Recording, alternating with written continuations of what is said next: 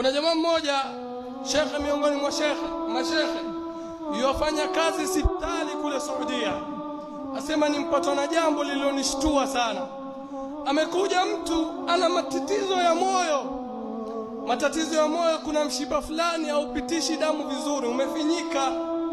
Na tatizo hili ni la kawaida, yani twalifanya operation wafanyiwa within 2 hours, na mtu within 1 week moyo wake urudi sawa na anakuwa mzima.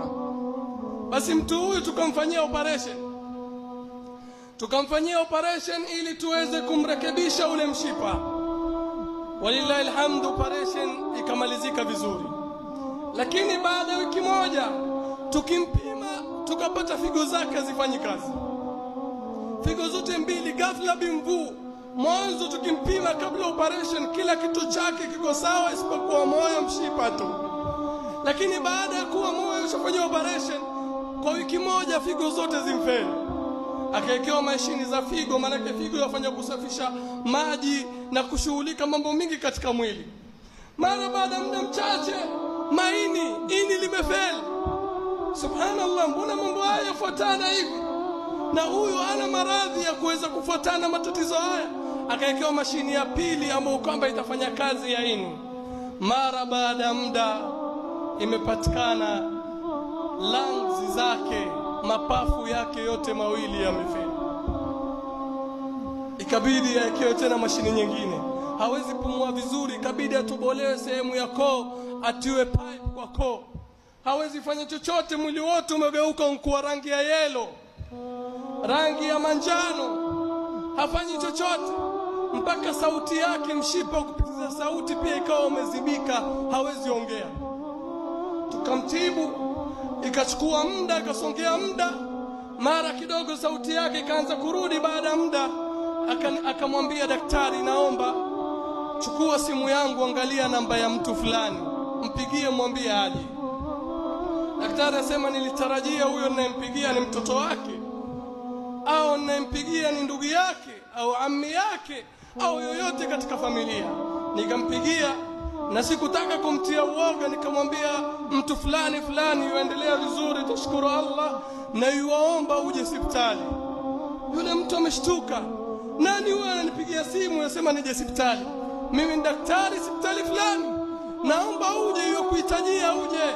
Akasema la, yani mtu huyo mpaka saa hii yuko mzima, na muomba Allah muangamize kabla mimi sijakuja kumuona.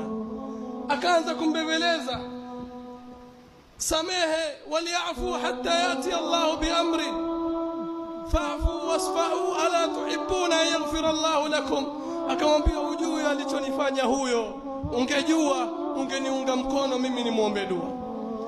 Kila siku saini miaka 3 mimi na watoto wangu tumuombea dua hii. Allah tabaraka wa taala usimfishe huyo mtu mpaka viungo vyake vyote uvimalize hali ya kuwa yuko hai. Hiyo ndo dua kila siku. Usiku toamka na watoto wangu tumuombea. Dua hiyo ndio yuombea. Kwa nini? Amekufanyaje? Mbona umuombea dua ya hatari? Akasema la, huyo hakunidhulumu, lakini amemsaidia mwenye kunidhulumu aweze kunidhulumu. Nimekuwa na ardhi yangu, akaja jamaa akadai ile ardhi ni yake, akanipokonya.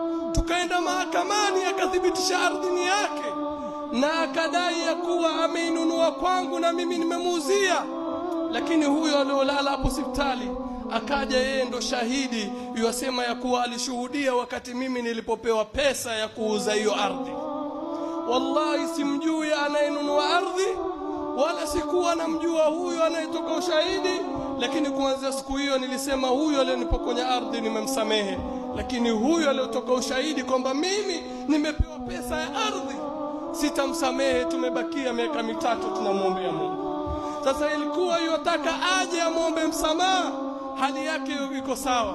Wallahi leo utamnyanyasa mtu dhaifu, umdhulumu, lakini kuna siku wewe dhalimu utataka kupiga magoti na kuramba nyayo zake ili akutoe kwa matatizo ambayo kwamba huyu dhaifu itakuwa ni sababu ya wewe kuyaingia baada ya kumwomba Allah tabaraka wa taala.